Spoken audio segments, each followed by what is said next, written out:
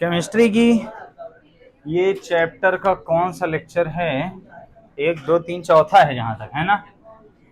ये केमिस्ट्री के चैप्टर 2 का लेक्चर नंबर 4 है। इस चैप्टर का नाम क्या है यार? ठीक, इसमें हमने 3 क्लास पढ़ ली है और 3 क्लास में हमने लगभग इंपॉर्टेंट चीजें खत्म कर दी हैं। अब आती 2025 के पेपर वाली चीज। ठीक, एक बार मैं फटाफट रिवीजन खेल लेता हूं। पिछली क्लास में हम लोग एक चीज पढ़े थे जिसका नाम था इलेक्ट्रोड विभव। पहले हमने सेल विभव पढ़ा था। क्या पढ़ा था? सेल विभव या फिर सेल का विद्युत वाहक बल। इसकी परिभाषा किसको याद है? 2 लोगों को याद है, आगे 3 4 5। हाँ बताओ अशोक, क्या है? दोनों विभवांतरों के बीच का अंतर, दोनों इलेक्ट्रोडों के विभव का अंतर होता है। और इसके बाद बल का मतलब क्या है? बल यानी धक्का मारेगा। दिखाया होगा यार,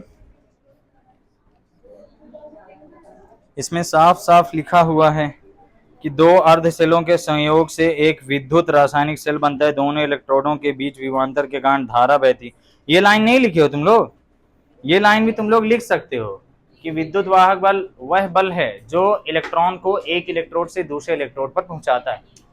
नहीं लिखे हो गया, जानना चाहिए। सेल विभव लो चाहे सेल का विद्युत वाहक बल, होता क्या है? यह एक प्रकार का बल है जो एक इलेक्ट्रोड से इलेक्ट्रॉन को लेकर दूसरे इलेक्ट्रोड पर पहुंचाता है। ठीक है, और यही विभवांतर के कारण ही धारा बहती है। धारा ऑटोमेटिक नहीं बहती है, जब वोल्टेज में डिफरेंस आता है धारा बहने लगती है। ठीक, और ये हमने बता भी दिया था कि इसका विभव क्या हो जाता है? निम्न, और इसका विभव क्या हो जाता है? हाई। असल में जीरो रहता है, ये निगेटिव रहता है। निम्न विभव और ये उच्च विभव, थोड़ा सा ही डिफरेंस रहता करता है। आज हमें पढ़ना था इसको दर्शाते कैसे हैं। तो ई सेल होता है, ई सेल बराबर मैंने क्या बताया था? उच्च विभव माइनस निम्न विभव। अब उच्च कौन है? क्या लिख दिया मैंने? गलत है। रिडक्शन वाला ज्यादा होता है, ऑक्सीडेशन वाला कम होता है। सब लोग जानते हो? जानते हो कि नहीं जानते? रिडक्शन वाला ज्यादा है क्योंकि ये दिख ही रहा है। अगर मैं इसको जिंक बोल दूं और इसको कॉपर बोल दूं, करंट इधर से इधर चल रहा है। ठीक, जल्दी जल्दी समझाने, मुझे खत्म करने सब टॉपिक नहीं आते। मेन 5वां जो आप बताने वाला हूँ वो है ई सेल यानी ई रिडक्शन माइनस ई ऑक्सीडेशन। इसको हम ई कैथोड माइनस ई एनोड बोल सकते हैं। ठीक है, कैट मत बोल देना, कैटरीना कैफ में ध्यान चला जाए तुम्हारा। ई सेल जो आता है ये पूरे का पूरे सेल का आता है। और ये किसके विभव है? ये इलेक्ट्रोड के विभव है। ये इलेक्ट्रोड का विभव है और ये किसका विभव आ गया? टोटल सेल का। तो किसी सेल का विद्युत वाहक बल क्या होता है? दोनों इलेक्ट्रोडों के विभवों का अंतर होता है। क्लियर हो गई बात? अच्छे से समझ गए? समझो प्लस याद करो, बराबर पेपर में अच्छा नंबर पाओ। क्योंकि एमपी बोर्ड में पढ़ के तुम्हारा ज्ञान तो बढ़ना नहीं, क्योंकि सिलेबस ही हम लोग का रद्दी है। ठीक है, अब संकेत क्या होता है? किसी भी इलेक्ट्रोड के विभव को दर्शाने का संकेत, सेल के विभव को दर्शाने का संकेत क्या है? E cell. दर्शा दिए। मानक के बारे में मैंने थोड़ा सा इंट्रोडक्शन दिया था, आज मानक वाला अच्छे से मैंने। इलेक्ट्रोड के विभव को दर्शाएंगे कैसे? हम जानते हैं इलेक्ट्रोड का विभव 2 तरह का होता है। कल की क्लास में हमने देखा था, एक होता है ऑक्सीकरण विभव और एक होता है अपचयन विभव। पढ़ा था कि नहीं? ऑक्सीकरण विभव अलग होता है, अपचयन विभव अलग होता है। इनको लिखा कैसे जाता है? इनको लिखा ऐसे जाता है। पहले ऑक्सीडेशन में कोई रिएक्शन समझ लो। जैसे यहाँ पे जिंक था, जिंक ने 2 इलेक्ट्रॉन त्याग दिए, और यहाँ पे कॉपर था, मान लो जिंक ही है, उल्टा लिख दो। जिंक 2+ था, 2 इलेक्ट्रॉन ग्रहण कर लिए, जिंक हो गया। धातु है, दोनों तरह काम करेंगे। इलेक्ट्रॉन दे रहा है तो इलेक्ट्रॉन लेगा भी, तो मान लो आयनित अवस्था में है तो, है ना, उल्टा फिट कर दो। लेकिन कुछ भी समझो, अगर मान लो इसी में मुझे लिखना है ऑक्सीकरण विभव। ठीक, ऑक्सीकरण विभव लिखने के लिए ऐसे लिखा जाता है, ई लिखोगे और ये Zn सॉलिड से किस में कन्वर्ट हो रहा है? Zn एक्वस में कन्वर्ट हो रहा है। अगर कोई चीज ऐसे लिखी, मतलब इस अवस्था को दिखा रहा है, तो इसे हम क्या कहेंगे? ऑक्सीकरण विभव। और सरकार ने बोला ऐसे नहीं लिखा जाता। ठीक, IUPAC ने बोला। और इसको अपचयन विभव का लिखा जाता है ई। यहाँ पे लिखेंगे Zn2+, ये एक्वस था, और ये किसमें कन्वर्ट हो जाता है? Zinc solid. समझे? 2 इलेक्ट्रॉन ग्रहण करके सॉलिड बनेगा। इलेक्ट्रॉन ग्रहण कर रहा है यानी अपचयन हो रहा है। हमने अपचयन के लिए एक और चीज पढ़ी थी जो असली वही है। असली क्या है कि ऑक्सीकरण संख्या में कमी आना अपचयन कहलाता है, ऑक्सीकरण संख्या में वृद्धि होना ऑक्सीकरण कहलाता है। तो ऑक्सीकरण संख्या 2 से क्या हो गई? 0, तो कमी आई ना। तो कोई भी विभव लिखेंगे, इलेक्ट्रोड की बात हो रही है, किसकी?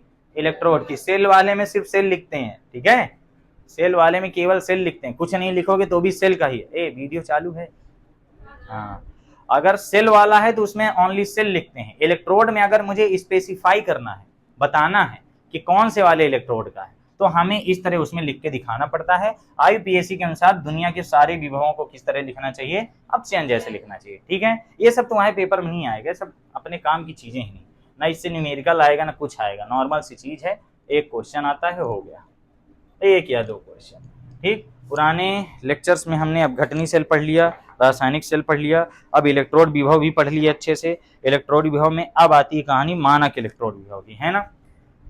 इलेक्ट्रोड विभव में जो मानक इलेक्ट्रोड विभव है, मानक इलेक्ट्रोड विभव,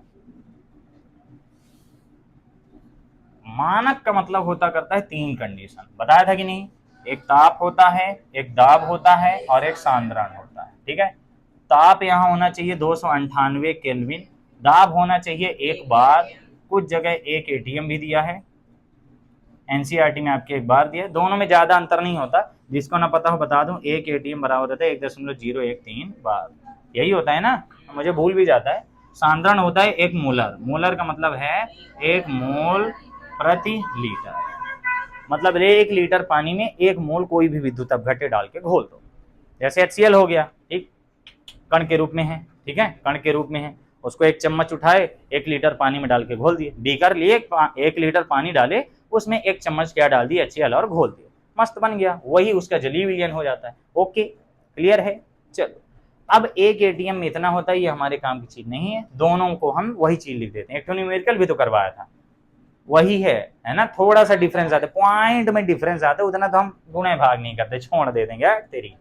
तो मानक स्थितियां ये होती हैं, इसको हम क्या कह सकते हैं? 25 डिग्री सेल्सियस भी कह सकते हैं, 25 से आएगा, हाँ।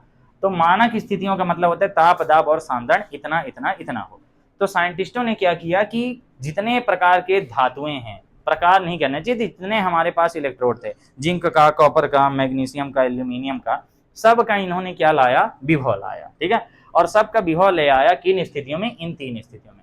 तो इनसे एक निश्चित संख्या की प्राप्ति हुई और वही इलेक्ट्रोड विभव क्या कहला गया? मानक इलेक्ट्रोड विभव। जैसे मैंने लिखाया भी होगा कि जिंक का कैथोड का कितना होता है, जिंक का मैंने लिखाया था 0.76 होता है ना, जो मैंने ई लिखाया था जिंक का, जिंक के लिए E0 बराबर आया था -0.76 था। ये किसमें होता करता है? ये नहीं लिखे हो तुम लोग, वोल्ट लिखना चाहिए ना। और कॉपर के लिए कितना था? कॉपर के लिए ये तुम लोग याद करो, मेरे याद करने की चीज नहीं है, 0.34 वोल्ट, है ना, क्लियर है। तो ये जो आ रहा है, ये जो आ रहा है, इसके पीछे का कारण क्या है? इसके पीछे का कारण ये है, ये मानक स्थितियां, ठीक। कल हमने एक इंपॉर्टेंट बात आपको बताई थी, एक सारणी खोले रहना, वो जब मैं पूछूंगा तो बताना। एक विद्युत रासायनिक श्रेणी है ना, तो चैप्टर के लास्ट में तुम लोग को पढ़ाया हूं कि नहीं पढ़ाया हूं? नहीं पढ़ाया हूं, ऐसा हो ही नहीं सकता, पढ़ाना पड़ेगा, हो गया, पढ़ा दूंगा। यहाँ एक हमें इंपॉर्टेंट बात जाननी थी कि किसी भी एकल इलेक्ट्रोड का, किसी भी एकल इलेक्ट्रोड का विभव हम नहीं ज्ञात कर सकते, एकल इलेक्ट्रोड का विभव नहीं ज्ञात कर सकते। अकेले जो हम विभव लाते हैं किसका होता है? हमेशा सेल का होता है। तो एकल इलेक्ट्रोड का विभव ज्ञात ही नहीं कर सकते, लेकिन करना तो है। जैसे अभी हमने जिंक की वैल्यू बताई 0.76 इतनी थी, वो आई कहां से? उसको लाने के लिए इन्होंने एक नए टाइप का इलेक्ट्रोड बनाया जिसे क्या कहते हैं? संदर्भ इलेक्ट्रोड। संदर्भ इलेक्ट्रोड समझ रहे हो? संदर्भ को रेफरेंस कहते हैं। जैसे अब हम लोग तो MP बोर्ड वाले हैं, हमारी जो बुक सरकार दे रही हो कौन सी है? NCERT। और जो तुम लोग मेरी बुक ये वाली लेके पढ़ रहे हो, ये कौन सी बुक हो गई? एक प्रकार की रेफरेंस बुक हो गई, कल बताया था ना, हाँ, ये रेफरेंस बुक हो गई, यानी जो एक्स्ट्रा है। तो उन्होंने एक एक्स्ट्रा चीज बनाई और उसका इन्होंने मानक अपचयन विभव निकाला। कौन सा विभव? मानक अपचयन, चाहे ऑक्सीकरण बोल दो चाहे अपचयन, वो बोल दिया इन्होंने 0 है। इसीलिए तुम्हारी सारणी के बीचों बीच लिखा है हाइड्रोजन का अपचयन विभव क्या होता है? 0 लिखा है बीचों बीच, है ना। बाकी लोग मत खोलो, बस मैं अपनी जानकारी के लिए खुलवाया।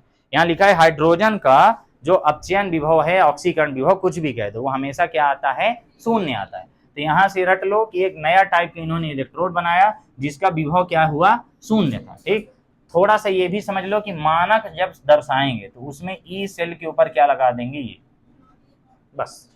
ये वाला क्या है, ये किसी भी स्थिति में सेल का विभव है, और ये वाला क्या है, मानक स्थितियों में, मतलब इस वो जो 3 स्थितियां बताया था उन तीनों स्थितियों में सेल का विभव।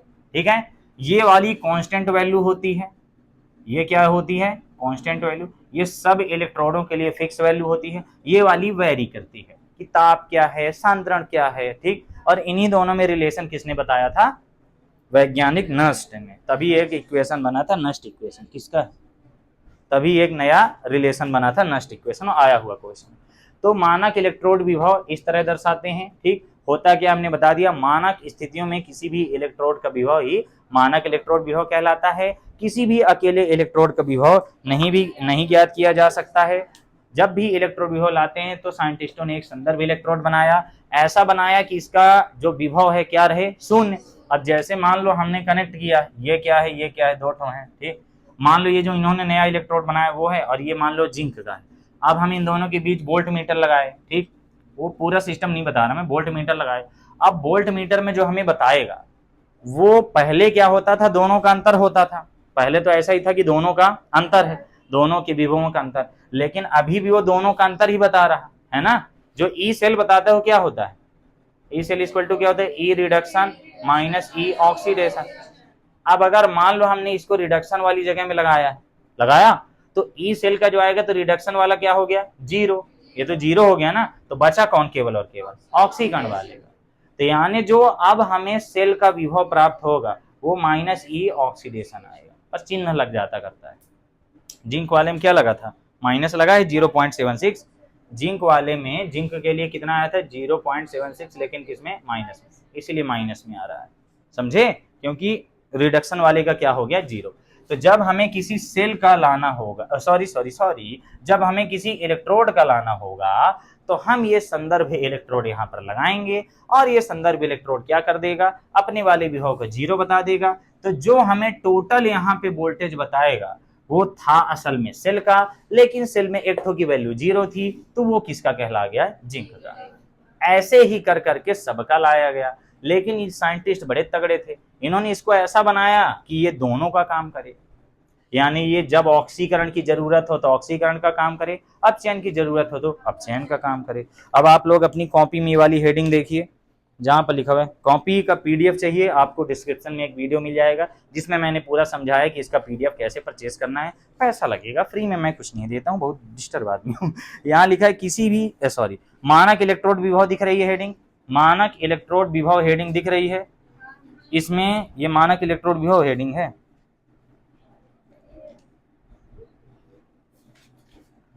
कुछ ज्यादा पागल समझ लेते हैं सब लोग मेरे को, इतना हूं नहीं।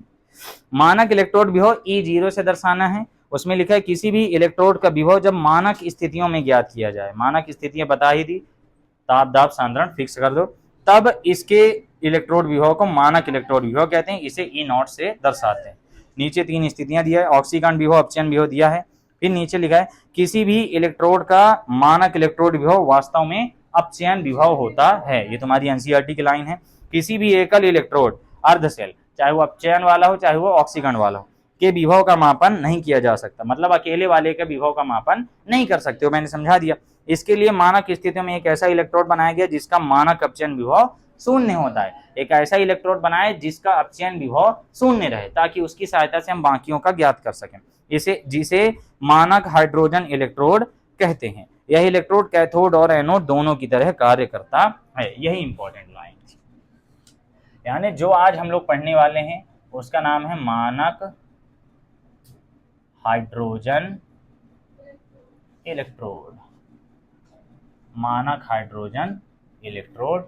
इसको इंग्लिश में क्या कहते हैं, स्टैंडर्ड हाइड्रोजन इलेक्ट्रोड। ठीक, ये जो है थोड़ा सा अच्छा टॉपिक है और ये अगले साल पेपर में आने लायक टॉपिक है। ठीक, बनाया क्यों गया है, बनाया गया है ताकि हम किसी अकेले इलेक्ट्रोड का विभव ज्ञात कर सकें, और कोई उद्देश्य इसका नहीं। बनाए ऐसे हैं कि ये दोनों का काम कर सके, मतलब कैथोड का भी एनोड का। पहले हमें कुछ बातें जाननी है, बनाए क्यों, ठीक, क्यों बनाए, ताकि किसी एकल इलेक्ट्रोड का विभव ज्ञात कर सकें। और इसकी एक इंपॉर्टेंट लाइन है, इसका चाहे ऑक्सीकरण विभव बोलो चाहे अपचयन विभव शून्य होता है। शून्य होने के कारण जब सेल वाले सूत्र में रखते हैं तो एक तो जो बचता है उसका आंसर आ जाता है, तो सेल का विभव उस इलेक्ट्रोड का कहला जाता है। तीसरी बात हमने देखी कि ये दोनों का काम कर सकता है। इसको हम राइट में लगाना चाहें राइट में लग जाएगा, लेफ्ट में लगाना चाहें लेफ्ट में लग जाएगा। क्यों? क्योंकि हाइड्रोजन गैस दोनों का कार्य कर सकती है। हाइड्रोजन इलेक्ट्रॉन ग्रहण भी करती है, हाइड्रोजन इलेक्ट्रॉन का उत्सर्जन भी करती है। साइंटिस्टों ने इसको बनाने में हाइड्रोजन गैस का यूज किया। बनाया कैसे, अब हम उसको समझते हैं। बनाया क्यों ये तो समझ गए ना, क्यों बनाया गया। मान लो पेपर में आ गया मानक हाइड्रोजन इलेक्ट्रोड, क्या इसकी उपयोगिता समझाइए, तो उपयोग में यही समझाना पड़ेगा, इसका क्या यूज है, बस बता दोगे बन जाएगा। ये क्यों क्या है ये क्लियर हो गया। अब इसमें होता क्या क्या ये समझना है। इसमें एक पात्र होता है, ठीक, पात्र में 1 मोलर HCl भरा होता है। क्या भरा होता है? 1 मोलर HCl। मानक है तो हमें 3 स्थितियों में चलना पड़ेगा, है ना, ताप दाब सांद्रण। इसमें एक कांच का जैकेट होता है, मतलब एक मैं नली कह सकता हूं। कांच की एक क्या होती है, नली होती है। ये वाला मेरे को ज्यादा इधर खिसकाना पड़ेगा। कांच की क्या होती है, एक नली होती है। कुछ ज्यादा ही पास आ गया दोस्तों, रुक जाओ, अब सही बना होगा ना दोस्तों। इसके बीच में ये कांच की एक क्या है, जैसे वो नहीं होता थर्मामीटर, डिजिटल वाला नहीं जो पहले आता था, जिसको मुंह में डालते थे तो कभी इधर फिसल जाए कभी इधर, है ना, गड़ने लगता था, गुस्सा लगाती थी। हम लोग की मम्मी लोग थर्मामीटर से बुखार नहीं चेक करती, बुखार ही गोली खा ले वो जल्दी चेक हो जाती बुखार। इसमें प्लैटिनम का एक तार होता है। किसका तार होता है? प्लैटिनम का। साइंटिस्ट है, अमीर आदमी, प्लैटिनम का तार ले रहे हैं। सोच रहे हो तार यूज करना है तो प्लैटिनम का, सोने से भी महंगी धातु, ठीक है। हम लोग ढूंढते हैं कहाँ डोरा मिल जाए, वो लोग सोचो सोने की पन्नी में एक्सपेरिमेंट कर रहे हैं, सोने की पन्नी में एक्सपेरिमेंट कर रहे हैं। भाई बहुत अमीर होते थे वो लोग, गरीब नहीं थे, बिल्कुल गरीब नहीं थे। यहां पर एक प्लैटिनम ब्लैक लेपित प्लैटिनम की पत्ती लगी होती है। प्लैटिनम का छोटा सा टुकड़ा काट लिया, उसमें काला रंग डाल दिया। काला रंग का कारण मुझे कंफर्म नहीं पता नहीं क्यों। और इस पूरे सिस्टम को एक अच्छी चीज बना दो, पूरे सिस्टम को कांच के एक बेलनाकार जैकेट में रख दिया जाता है।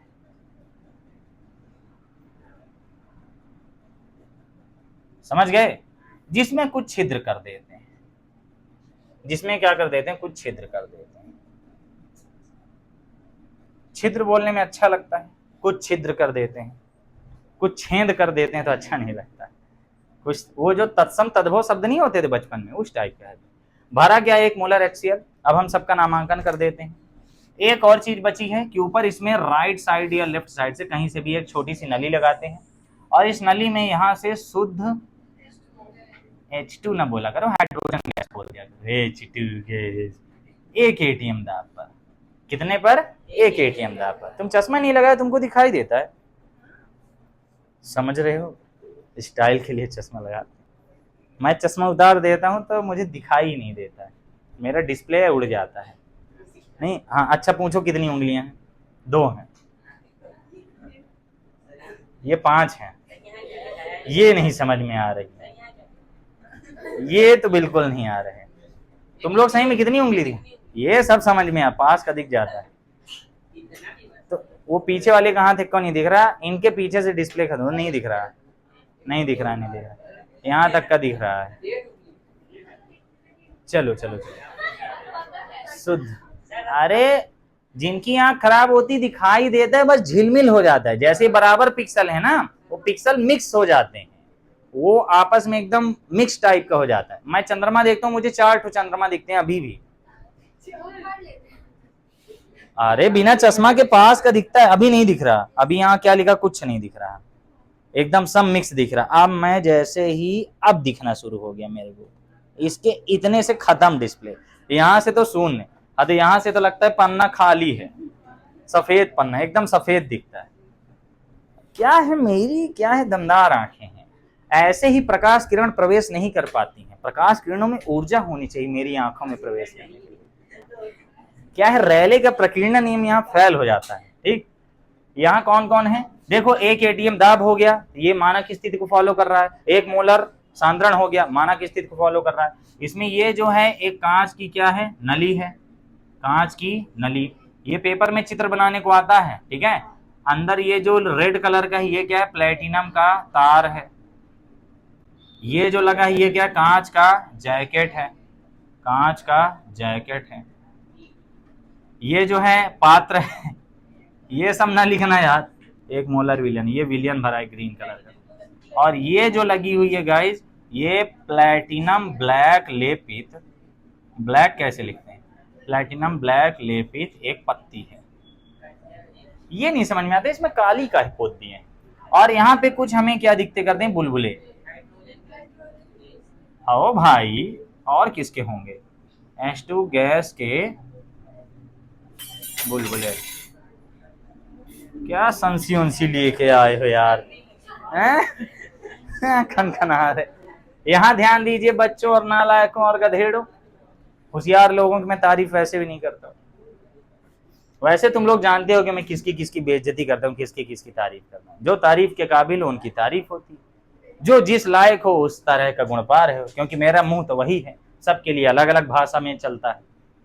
कुछ लोगों की क्लास में डायरेक्ट बेइज्जती होती है, कुछ लोगों की तारीफ भी होती है। सबसे ज्यादा तारीफ वैसे किसकी होती है, सबसे ज्यादा तारीफ किसकी होती है, सबसे ज्यादा बेइज्जती किसकी होती क्लास में, जो पहले हंसा था। चलो, ये चित्र बनाने को पेपर में आता है। इस तरह चित्र बना के तीर बना बना भीष्म पितामह बनाते बन जाएगा, कोई दिक्कत तो नहीं है। अब यहीं से कनेक्शन होता है, इसको लिखेंगे क्या, शुरू की परिभाषा तो समझ ही गए। किसी भी एकल इलेक्ट्रोड का विभव ज्ञात नहीं किया जा सकता है। इन एकल इलेक्ट्रोड के विभव को ज्ञात करने के लिए वैज्ञानिकों ने एक ऐसा संदर्भ इलेक्ट्रोड बनाया जिसका मानक अपचयन विभव शून्य होता है। इसमें हाइड्रोजन गैस प्रवाहित की जाती है, इसलिए इसे मानक हाइड्रोजन इलेक्ट्रोड कहते हैं। ठीक है, क्लियर हो गया। मानक हाइड्रोजन इलेक्ट्रोड के बाद ये आता है, हेडिंग डली हुई है, आपके बुक में चित्र भी बना हुआ है, आप देख सकते हैं। यू बनाया है, बहुत अच्छी नोट्स है, मेरी नहीं है, मैं ईमानदार आदमी हूं, मैं झूठ नहीं बोलता। देखो इसमें लिखा, किसी मानक इलेक्ट्रोड का इलेक्ट्रोड विभव ज्ञात करने के लिए SHE का प्रयोग करते हैं। मानक इलेक्ट्रोड, वही मानक का मतलब समझ रहे हो ना, 3 स्थितियां। इसमें एक पात्र होता है, 1 मोलर HCl विलयन होता है, सब दिख रहा है ना, जिसमें कांच की एक नली है। देखो ये कांच की नली है जो मैंने पहले बनाई थी ब्लैक कलर की। फिर क्या बोल रहा है, इस नली में प्लेटिनम का तार है, देखो अंदर एक प्लेटिनम का तार लगा है। ठीक है, प्लेटिनम का तार लगा है, जिसकी सहायता से प्लेटिनम की एक पत्ती लगी, नीचे देखो ये प्लेटिनम की एक पत्ती लगी हुई है। उसके बाद प्लेटिनम की पत्ती और तार के कांच के एक बेलनाकार जैकेट से घिरा रहता है। ये प्लेटिनम की पत्ती और प्लेटिनम का तार एक बेलनाकार कांच के जैकेट से घिरा है। सब कुछ वही है जो यहाँ लिखा है। इस जैकेट के ऊपर एक और एक नली लगी है, देखो एक तरफ से एक नली लगाए हैं। इस नली में 1 एटीएम दाब पर शुद्ध हाइड्रोजन गैस प्रवाहित की जाती है। इस जैकेट में हाइड्रोजन गैस के निकलने के लिए कुछ छिद्र हैं, कुछ छेंदा बनाते हैं। जैसे हाइड्रोजन गैस भर दिए, ओवर हो गई तो फिर तो ये भौ से उड़ जाएगा, हल्की होती है ना हाइड्रोजन, ठीक।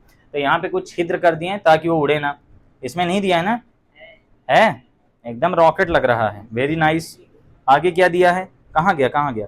अब ये SHE में अक्रिय इलेक्ट्रोड के रूप में PT एवं स्वर्ण जैसी धातुओं का प्रयोग करते हैं। अब ये लाइन आई इंपॉर्टेंट कि साइंटिस्ट ने प्लेटिनम का ही यूज क्यों किया।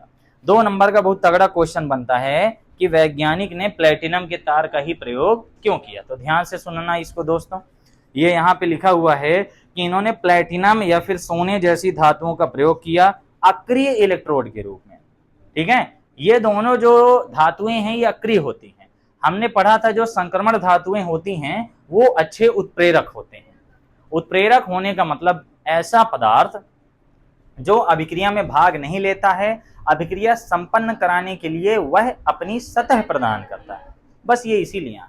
यहाँ पे अभिक्रिया में प्लेटिनम की कोई भूमिका नहीं, ये रिएक्शन नहीं करेगा, ना तो इलेक्ट्रॉन देगा ना तो इलेक्ट्रॉन लेगा। ये हाइड्रोजन को अपने ऊपर रखेगा, हाइड्रोजन को तोड़ेगा, हाइड्रोजन आएगा हाइड्रोजन को सतह में रखे रहेगा, इलेक्ट्रॉन आएगा इलेक्ट्रॉन को सतह में रखे रहेगा और उन दोनों की जोड़ी बनवाएगा। समझ रहे हो बात को। लेकिन ये खुद इलेक्ट्रॉन उत्पन्न नहीं करेगा, ना ही खुद इलेक्ट्रॉन ग्रहण करके सोख लेगा। ये प्लेटिनम ये सब काम नहीं करता। ये बड़ी बड़ी धातुएं ऐसी ही होती हैं, महंगी होती है ना। तो यहाँ क्या लिखा है, ये धातुएं कहाँ गया, हाँ यहाँ SHE में अक्रिय इलेक्ट्रोड के रूप में प्लेटिनम एवं स्वर्ण जैसी धातुओं का प्रयोग करते हैं। ये धातुएं अभिक्रिया में भाग नहीं लेती हैं, परंतु ऑक्सीकरण और अपचयन अभिक्रियाओं के लिए इलेक्ट्रॉनों के चालन के लिए अपनी सतह प्रदान करते हैं, मतलब इलेक्ट्रॉन चल सके इनकी सतह में रह के। क्लियर है? बहुत गहरी बात है, एनसीईआरटी में लिखी हुई है।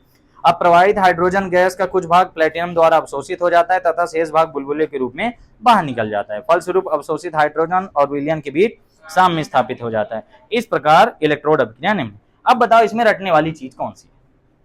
तुम सबसे पहले तो ये लिख दोगे कि मानक हाइड्रोजन इलेक्ट्रोड बनाया किस लिए गया, ठीक, किस लिए बनाया, ये पूरा रीजन दो। 5 नंबर में मेरा मानना है तुम इतना लिख के आओ कि मास्टर संतुष्ट हो जाए। 1 नंबर काटने में सोचे, मतलब 4 का आता है, 5 का नहीं आता, ठीक। वो लाइन इंपॉर्टेंट है 2025 के लिए। खैर ये मेरी तरफ से बहुत अच्छा क्वेश्चन है। सब कुछ लिख देना है। एक पात्र है, एक मोलर विलयन, कांच का जैकेट, प्लेटिनम का तार, प्लेटिनम की पत्ती, ब्लैक लेपित तार में यहाँ से शुद्ध हाइड्रोजन गैस डाले, बुलबुला आया, फलाना ठिकाना बन गया। रिएक्शन क्या होती है? रिएक्शन होने के लिए हमें यह समझना होगा कि यह एक उत्क्रमणीय सेल है। मानक हाइड्रोजन इलेक्ट्रोड में उत्क्रमणीय अभिक्रिया होती है। उत्क्रमणीय का मतलब आप समझ रहे हैं, उत्क्रमणीय का मतलब रिवर्सिबल होता है। कैसे? यहां मैं लिख देता हूं उत्क्रमणीय, अच्छा लगेगा। उत्क्रमणीय अभिक्रिया होती है। यहां उत्क्रमणीय अभिक्रिया का मतलब होता करता है कि जैसे हाइड्रोजन गैस है, ये अभी किस अवस्था में? हाइड्रोजन गैस में। ये टूट के ये 2 हाइड्रोजन आयन और 2 इलेक्ट्रॉन भी मुक्त कर सकती है, और ये दोनों अब ये एक्वस बन जाएगा। ये सब तो अब तुम बहुत अच्छे से जानने लगे होगे। ये एक्वस बन जाएगा, फिर ये एक्वस आयन 2 इलेक्ट्रॉन ग्रहण करके ऐसे भी हो जाएगा, मतलब ये इधर से इधर भी जा सकती है और ये इधर से इधर।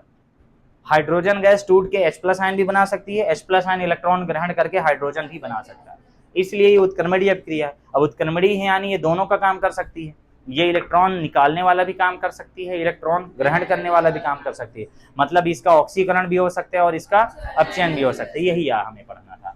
तो जब हम इसको एनोड पर लगाएंगे, एनोड पर अगर लगाते हैं इसको, तो एनोड पर इसका क्या होता है? ऑक्सीडेशन। ट्रिक मैंने क्या बताई थी? लेफ्ट ऑक्सीडेशन, एनोड निगेटिव बताया था। एनोड के लिए लगाएंगे तो इसका क्या होगा? ऑक्सीकरण होगा। ऑक्सीकरण होने का मतलब है हाइड्रोजन क्या करेगा? इलेक्ट्रॉन निकालेगा। पढ़ाया था ना मैंने, जैसे जिंक का है। तो यहाँ जो हाइड्रोजन अगर मैं क्या लगाऊं इसको एनोड पर, तो ये क्या करेगा? ये 2 ठो H+ आयन मुक्त करेगा और 2 इलेक्ट्रॉन निकालेगा। लेकिन अगर मैं इसको कैथोड पर लगाऊं, यानी कैथोड की तरह इस्तेमाल करूं, तो इसका क्या होगा? रिडक्शन होगा, अपचयन होगा। तो उल्टा लिख दो यार, 2H+, 2 इलेक्ट्रॉन ग्रहण करेगा और H2 गैस। कितना गंदा गैस बनाया था मैंने, बन गया कि नहीं? तो इससे यही या पता चल रहा है ये क्या होता है? उत्क्रमणीय होता है। यही तुम्हारी कॉपी में लिखा हुआ है नीचे, ठीक। नीचे देख, बुक में मैंने हाफ कराया है, बुक में नहीं, कॉपी मैंने हाफ कराया है, डरना नहीं। ये वाला समझ गया ना अच्छे से? मैं हाफ वाला भी करके दिखा देता हूँ। ये वाला क्लियर है अच्छे से? अगर मैं इसको हाफ बोल दूं तो ये और ये गायब हो जाएंगे, ठीक। नहीं करोगे हाफ, कोई दिक्कत नहीं, वो भी बढ़िया है जो लिखा हुआ है। हाफ करना हो तो इसको हाफ कर दीजिए, तो ये गायब हो जाएंगे। अब इसको हाफ कर दीजिए, ये गायब हो जाएंगे। हेलो कोई दिक्कत? हाफ यानी 2 हाइड्रोजन का हाफ क्या होगा? 1 हाइड्रोजन। नीचे लिखा है मानक हाइड्रोजन इलेक्ट्रोड एक उत्क्रमणीय इलेक्ट्रोड, ये रिक्त स्थान में आ सकता है। मस्त गर्मी है। मानक हाइड्रोजन इलेक्ट्रोड एक उत्क्रमणीय इलेक्ट्रोड है। जब यह एनोड की तरह कार्य करता है तो ऑक्सीकरण होता है, बता ही दिया। एनोड की तरह कार्य करता है यानी इलेक्ट्रॉन मुक्त करता है तो ऑक्सीकरण होता है। कैथोड की तरह कार्य करता है तो इलेक्ट्रॉन ग्रहण करता है यानी अपचयन होता है। लो, फिर नीचे इस तरह लिख दिया है। फिर मैंने बता दिया सेल को कैसे दर्शाएंगे, है ना? सेल को कैसे दर्शाएंगे? अच्छा, ये सेल को दर्शा रहे हैं कि इलेक्ट्रोड को दर्शा रहे हैं? इसमें इलेक्ट्रोड को दर्शा रहे हैं। किसको दर्शा रहे हैं? इलेक्ट्रोड को। तो एनोड वाले को जब दर्शाएंगे तो एनोड में क्या हो रहा था? एनोड में जो हाइड्रोजन गैस थी, कौन थी? हाइड्रोजन गैस थी, वो किस में कन्वर्ट हो रही थी? H+ एक्वस में। समझे? हाइड्रोजन गैस किस में कन्वर्ट हो रही थी? एक्वस में। प्लैटिनम वैसे हाइड्रोजन तरफ रखते हैं ना, प्लैटिनम याद रखना उधर ही रखना है जिधर हाइड्रोजन गैस थी, ठीक। तो इससे याद रहेगा। तो यहाँ पे क्या दिया? प्लैटिनम। ये सॉलिड है ना। ये किसको दर्शाया है हमने? एनोड को। और कैथोड वाले की अभिक्रिया लिख दो, नहीं तो गंदा लगेगा फिर। कैथोड। अच्छा, ये तुम्हारे पल्ले पड़ता है ना, ये बस बैरियर लगाया जाता है, और अगर ये डबल बैरियर हो जाते हैं तो क्या कहलाया जाता है? शॉर्ट ब्रिज हो जाता है, मैंने बताया था। अब अगर हम इसका कैथोड पर लिखते हैं तो क्या अभिक्रिया आएगी बताओ? H+ आयन इलेक्ट्रॉन ग्रहण करके हाइड्रोजन में तब्दील हो जाएगा, हो जाएगा। ये हाइड्रोजन अच्छा नहीं लग रहा है, बन जाएगा। फिर यहाँ पे हमने इसका लिखना है, अगर उल्टा लिख दो इधर से इधर, बहुत सरल। H+ एक्वस था, H+ एक्वस इलेक्ट्रॉन ग्रहण किया, हाफ हाइड्रोजन गैस में कन्वर्ट हो गया। अरे यार बहुत मोटा मार्कर। और यहीं पे हम बोल देंगे इसमें प्लेटिनम की उपस्थित थी। प्लेटिनम उत्प्रेरक का कार्य करता है, बता दिया मैंने। प्लेटिनम अभिक्रिया में भाग नहीं लेता है, यह केवल अभिक्रिया में ऑक्सीकरण और अपचयन होने के लिए इलेक्ट्रॉन के चालन के लिए अपनी सतह प्रदान करता है। हो गया, यहां से आपका हाइड्रोजन इलेक्ट्रोड होता है समाप्त। बहुत बेहतरीन, सन 2025 के लिए मस्त क्वेश्चन 4 नंबर का। इस साल तो खैर अंतर आया था और बहुत सरल आया था। अब मुझे नहीं लगता अगले साल कोलरास का नियम देगा, बहुत बार आ चुका है, बहुत बार। तो अब आज तो हो नहीं पाएगा आगे टॉपिक। ठीक, ये वाला टॉपिक क्लियर है कि नहीं? मानक हाइड्रोजन इलेक्ट्रोड पूरी थ्योरी, जिसका पीडीएफ आपको मिल जाएगा। बाकी अगर आपके पास परीक्षा अध्ययन, परीक्षा बोध, दिग्दर्शिका, शिवलाल, नवबोध, प्रबोध, केशव, एसबीपीडी, फलाना ठिकाना, जिस कोचिंग में पढ़ते उसकी नोट्स है, सब यही पढ़ाएंगे। जो है, जो अलग पढ़ा रहे हैं वो वैज्ञानिक हैं। जो है सब वही पढ़ाते हैं। ठीक, और अगर कोई बोल रहा है कि हम स्पेशल पढ़ाते हैं, सब वही पढ़ाएंगे जो बुक में दिया। अब कोई बोल दे हम समाकलन का नया सूत्र बनाएं, तब फिर मैं मानूंगा कि हाँ पीएचडी करना चाहिए आपको। ठीक, ये वाला टॉपिक क्लियर है? राम कथा जो लिखनी है वो भी समझ गए हो। शुरू में तुम्हें बताना है ये बनाया क्यों गया, फिर तुम्हें इसकी परिभाषा बतानी है। इसको मानक स्थितियों में एक ऐसा इलेक्ट्रोड जिसका मानक अपचयन विभव शून्य होता है, मानक हाइड्रोजन इलेक्ट्रोड कहलाता है। ठीक, इसका संकेत क्या होता है? SHE। बाकी इसको इस तरह दर्शाते हैं, ये इलेक्ट्रोड का संकेत है, ये जो रेड कलर में इलेक्ट्रोड का संकेत है। अब अगर तुम शुरू से ऑक्सीकरण, अपचयन, इलेक्ट्रॉन का निकलना, इलेक्ट्रॉन की कमी, एक्स्ट्रा इलेक्ट्रॉन, ये सब पढ़े हो, ये तुम्हें हलवा दिखता होगा। और अगर तुम पहली बार ये पढ़ने की कोशिश कर रहे हो कि इलेक्ट्रॉन ग्रहण हो रहा है तो क्या होगा, तो तुम्हारे पल्ले शायद पड़ेगी। इसका ऑक्सीकरण संख्या बताओ, ऑक्सीकरण अवस्था, इसकी ऑक्सीकरण अवस्था बताइए। 0। इसकी ऑक्सीकरण अवस्था +1। बस यही तो था। ये वाला टॉपिक क्लियर है ना? इतनी राम कथा लिखते बन जाएगी। फिर से एक बार मैं रिवाइज करा देता हूँ। इसमें एक कांच का पात्र होता है जिसमें 1 मोलर HCl विलयन होता है। इसमें कांच की एक नली लगी होती है जिसमें प्लेटिनम का तार लगाया जाता है। प्लेटिनम के तार से एक प्लेटिनम ब्लैक लेपित एक प्लेटिनम की पत्ती होती है, और इस प्लेटिनम की पत्ती कांच के तार को प्लेटिनम के तार को एक कांच के जैकेट में बंद कर दिया जाता है। इस जैकेट में ऊपर की ओर एक नली लगी होती है जिसमें 1 ATM दाब पर शुद्ध हाइड्रोजन गैस प्रवाहित की जाती है। इसमें प्लेटिनम का तार या फिर सोने का तार रहने का कारण यह है कि ये दोनों अच्छे उत्प्रेरक हैं, यह अभिक्रिया में भाग नहीं लेते हैं, इनका गलनांक उथनांक भी उच्च होता है, हालांकि यहाँ इसकी जरूरत नहीं है। ये दोनों ऑक्सीकरण अपचयन होने पर इलेक्ट्रॉन के चालन के लिए अपनी सतह प्रदान करते हैं। इसके बाद हमें बोल देना है जब हाइड्रोजन प्रवाहित की जाती है तो कांच के जार में, जैकेट में थोड़े थोड़े से छिद्र होते हैं जिनसे एक्स्ट्रा हाइड्रोजन गैस निकल जाती है और हाइड्रोजन का कुछ हिस्सा प्लेटिनम द्वारा अवशोषित हो जाता है। क्लियर हो गई बात? हाइड्रोजन अवशोषित कर लेगा। इस प्रकार विलयन और हाइड्रोजन के बीच साम्य स्थापित हो जाता है और अभिक्रिया उत्क्रमणीय होता है। फिर बता देना, उत्क्रमणीय यानी दोनों की तरह कार्य करता है, कैथोड एनोड दोनों की तरह। एनोड की तरह हमने दिखा दिया, कैथोड की तरह हमने दिखा दिया, और ये सेल का संकेत होता है। अब बात आती यूज कैसे करते हैं, यूज कैसे करते हैं। ठीक, तो यूज करने के लिए हम इसके बगल में क्या लगाएंगे, दूसरा वाला कुछ लगाएंगे। इसका चित्र बनाना है ऐसे ही जैसे मैं बनाऊं, बुक वाला मत बनाना, बुक वाला बहुत सरल है। ठीक, जैसे मान लो मुझे जिंक का ई ज्ञात करना है। क्या ज्ञात करना है? जिंक का मुझे ऑक्सीकरण विभव लाना है। कहते अपचयन है लेकिन हो गया। तो जिंक का मुझे विभव लाना है तो क्या करूंगा मैं, ये जिंक का पात्र लिया, और सॉरी जिंक का पात्र नहीं लूंगा, वो तो पिघल के बह जाएगा। क्वेश्चन है ना एनसीईआरटी का, कराऊंगा, चैप्टर हो जाएगा। तो यहाँ पे मैंने जिंक का क्या लगा दिया, इलेक्ट्रोड लगा दिया। यहाँ पर मैं पात्र लूंगा जिसमें मैं क्या भरूंगा, 1 मोलर HCl, जिसमें मैं क्या लगाऊंगा, यहाँ पे ये कांच का जैकेट वैकेट सब, और यहाँ पे ये क्या आया है, तार आया है, और यहाँ पे क्या है ये। ठीक है, अब यहाँ से एक तार आएगा, यहाँ से एक तार जुड़ेगा, समझ गए बात को, और इनके बीच क्या लगाया जाएगा, एक सॉल्ट ब्रिज। बस बता रहा हूँ इसको यूज कैसे करेंगे। ये सॉल्ट ब्रिज लग गया, लो कनेक्शन डन। ठीक, यहाँ से मैं पूरा नहीं बताया हूँ, बस यहाँ से हाइड्रोजन गैस। क्लियर हो गई बात? ये क्या था, जिंक था। ठीक है, अब अगर हम इसको सॉल्व करते हैं, एक बात याद रखना, तुम सॉल्व करके नहीं बता सकते जिंक कितना आएगा, ये लैब में किए जाने वाले प्रयोग हैं। मीटर लगाते हैं तो उसमें दिखता है, मीटर तो लगाए नहीं, मीटर लगा दिया, वोल्ट मीटर, ठीक है, 0 पे होता है, 0 से बढ़ता इधर आता है, हाँ वो सब समझते हो। इनमें क्या होगी ऑटोमेटिक अभिक्रिया, तुम जानते हो हम करंट नहीं देते हैं, ये हमको करंट देते हैं, ये रासायनिक क्रिया करेंगे, रेडॉक्स अभिक्रिया, और क्या करेंगे, करंट का उत्पादन करेंगे, बस। तो यहाँ पर ये जो है काम कैसे करता है, इसमें जब हाइड्रोजन गैस दिए तो किस एरिया में लगाएं इसको हम, रिडक्शन वाले में, तो यहाँ रिडक्शन वाला प्रोसेस होगा, यानी क्या होगा, H+ आयन इलेक्ट्रॉन ग्रहण करके क्या बनाएगा, हाइड्रोजन गैस बनाएगा ना। तो यहाँ पर जो जिंक था, जिंक क्या करेगा, जिंक तो 2 इलेक्ट्रॉन देगा, जिंक 2 इलेक्ट्रॉन देगा, और ये 2 इलेक्ट्रॉन यहाँ से होते हुए 2 इलेक्ट्रॉन आएंगे। ये सब मैंने पिछले वीडियोस में बहुत समझाया, अगर तुम्हें लग रहा है बहुत जल्दी समझा रहा हूँ तो उनको जाके देख लेना।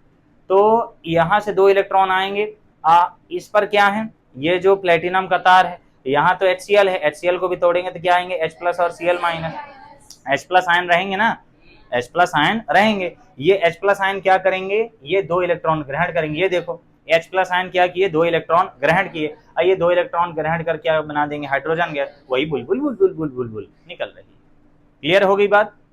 तो यहाँ पर जब इसका ई सेल लगाया जाएगा, ई सेल, अरे यार पता नहीं कहीं इधर से लिखते हो तो राइटिंग ही नहीं आती, ई सेल लगाया जाएगा तो क्या आएगा, ई रिडक्शन माइनस ई ऑक्सीडेशन। अब ये तो पता है कि ई सेल का कितना आ रहा, कितना आएगा, यहाँ दिखाएगा ना, ई सेल का यहाँ हमें कुछ ना कुछ दिखाएगा, और यहाँ ई रिडक्शन वाले का क्या है, 0, ये तो 0 हो गया, 0, और ये ई ऑक्सीडेशन आ गया, ठीक। अब वो जितना आ जाता है वही आंसर आ जाता है। सवाल लगवाऊंगा, कल लगवाऊंगा, जो बुक में तुम्हारे देती है। लगाते ऐसे हैं, ये वाले में अभी इसको किस तरह यूज किया गया है, अपचयन वाले इलेक्ट्रोड की तरह, यानी क्या काम कर रहा है, कैथोड का। अब हम इसको उल्टा कर देंगे, इधर लगा देंगे, तो ये इधर आ जाएगा, और मान लो इधर मुझे कॉपर का लाना है, तो कॉपर किसका काम करता है, कैथोड का, तो ये एनोड का भी काम कर लेगा। फिर ये इधर से इलेक्ट्रॉन देने वाला काम भी कर लेगा। इलेक्ट्रॉन देगा कैसे, अभी इलेक्ट्रॉन ले रहा था, तो इलेक्ट्रॉन देने के लिए उल्टा विक्रिया, हाइड्रोजन गैस क्या करेगी, टूटेगी, 2 H+ आयन बनाएगी और 2 इलेक्ट्रॉन मुक्त करेगी, वो 2 इलेक्ट्रॉन इधर से आएंगे, इधर कॉपर ग्रहण करेगा, अभिक्रिया हुई, इसका तो 0 हो जाएगा, फिर ये उधर है अगर, तो इसका 0, जो आंसर आएगा यहाँ पर वो किसका होगा, कॉपर का होगा, ठीक है। यहाँ से क्लास समाप्त होती है, धन्यवाद। समझ गए सब लोग।